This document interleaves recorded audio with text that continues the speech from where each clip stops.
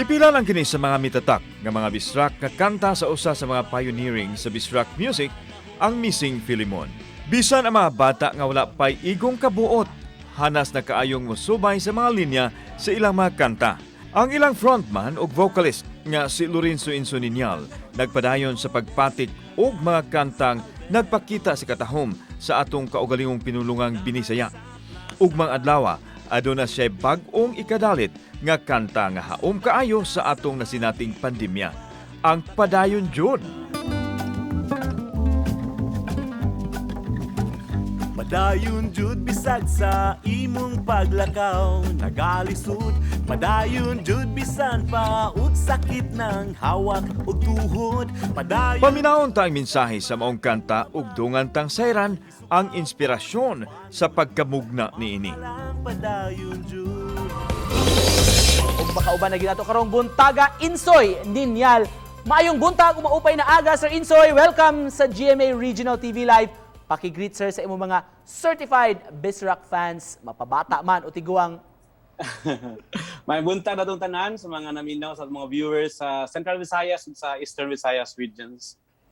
Daghang salamat Sir Insoy sa pagsanong sa among imbitasyon rong buntaga sir.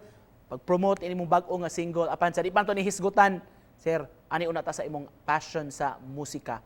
Kano sa amo ni nagsugod yang nadiskubrian nimo nga murag love gyud nimo ang music. O kinsa man ang dakong impluwensya nimo sir labi na sa Bisrock music?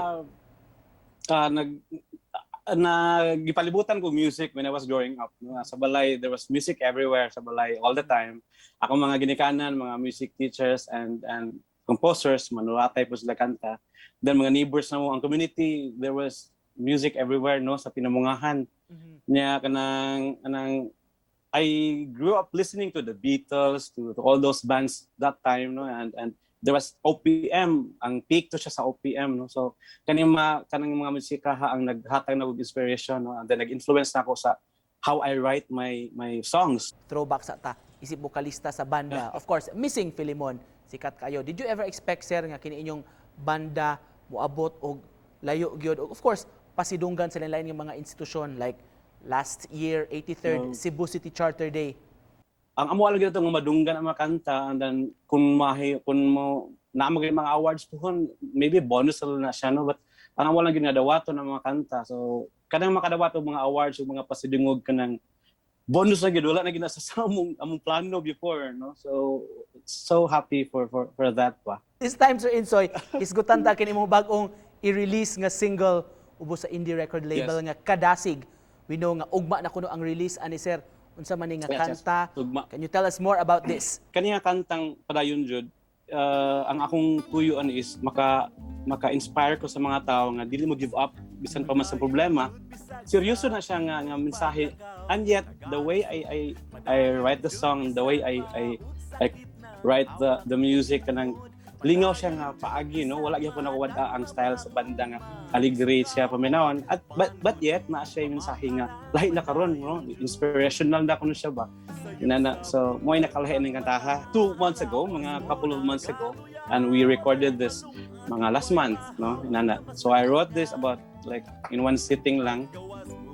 Nahuman siya dayon sa mga 2 to 3 hours na akong nalingkod sa kanta. Then yeah, that's it.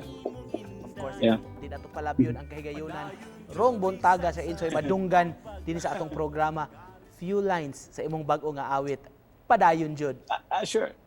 Sure. Akong karong gitar. Sige sir. Sige. I'll be singing a few lines from the chorus. So, anong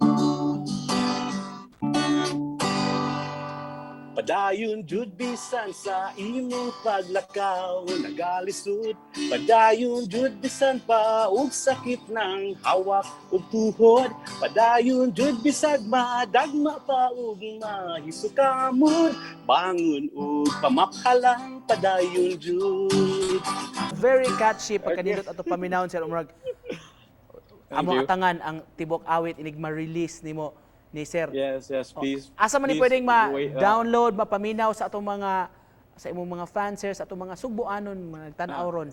sa Kadasig page. Aha. No, ato sa Kadasig nga Facebook page, and then I will be sharing also the whatever Kadasig will post on that day. No, so dahil tayo daghang lain ng mga kuan ay video, music video, then the song itself, no, the lyric video. So it's gonna be fun on that day.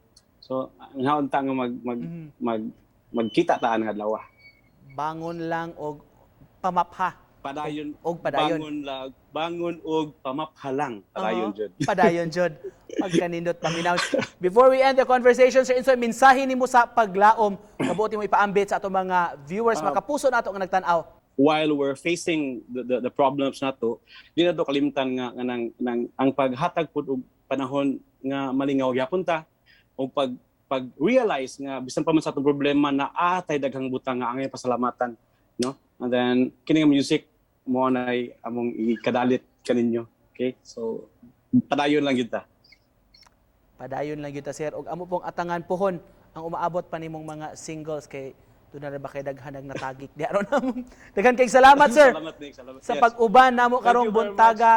Pag among paminawon Thank you. gyud ang imong bag-o nga single makapuso atong idolong frontman sa Missing Filimon artist nga si Lorenzo Insoy Ninyal. Salamat, Sir Insoy. Thank you. Thank you very much.